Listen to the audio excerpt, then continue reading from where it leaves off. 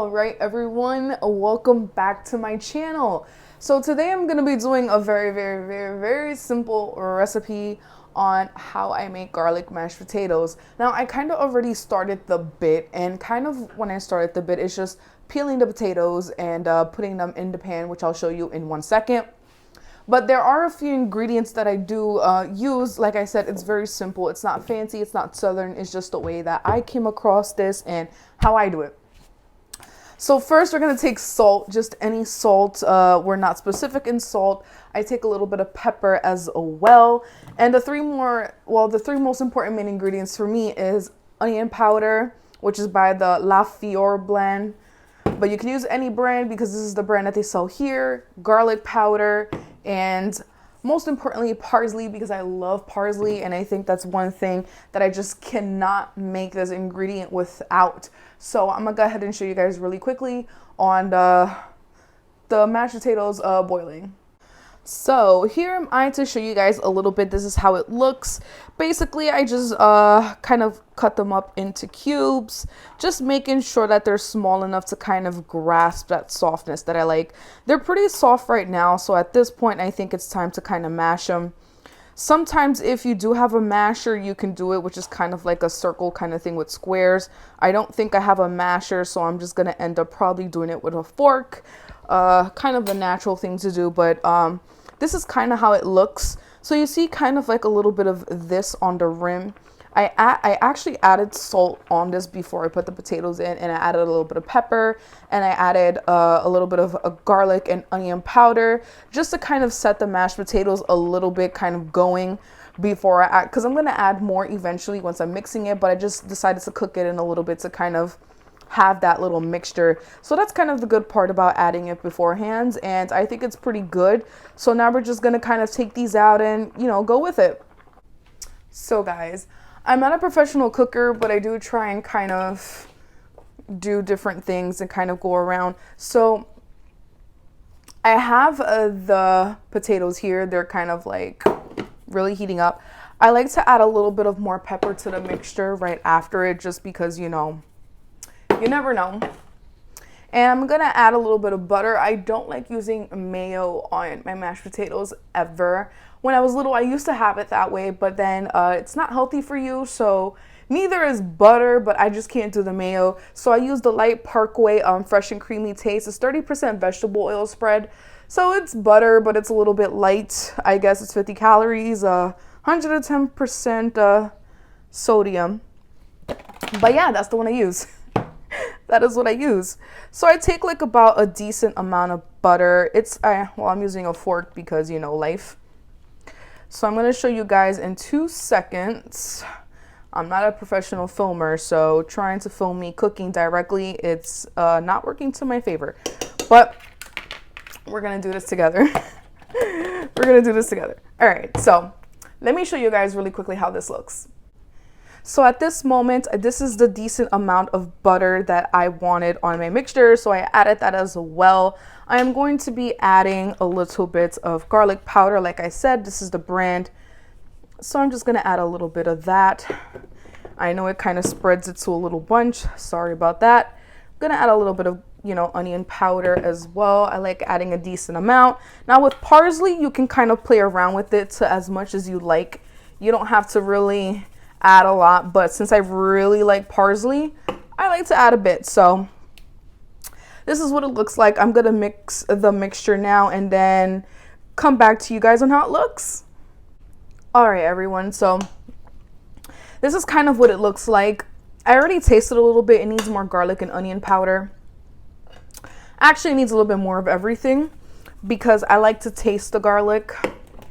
But so far, it's looking fantastic. Like I said, I don't use, what do you call that? I don't use mayo. A lot of people like that white taste. I don't. So I kind of like to go around on the mixture here. I'm going to try to film this as best as I can for you guys because, you know, I don't have the proper equipment in the kitchen to film. So this is what I'm doing at this moment to kind of survive on the filming portion. I didn't make much because it's just me eating it. So I make a portionable size for moi. So I like mixing it around, making sure I get all that garlic, because like I said, I want that garlic taste. Now I've never tried doing this with minced garlic. I wanted to try it once before, but obviously minced garlic is a little bit more potent, so I'm not sure if I wanted to use that, but let's try it and see. It's actually really good, but like I said, I need more of that garlic taste for me. So I'm gonna add a little bit more. Don't judge me, guys. I like my garlic taste. So this is something that I just have to add. You guys may be looking at me like I'm crazy. Like, what are you trying to do? Get vampires away? I'm like, no, I'm not trying to get vampires away.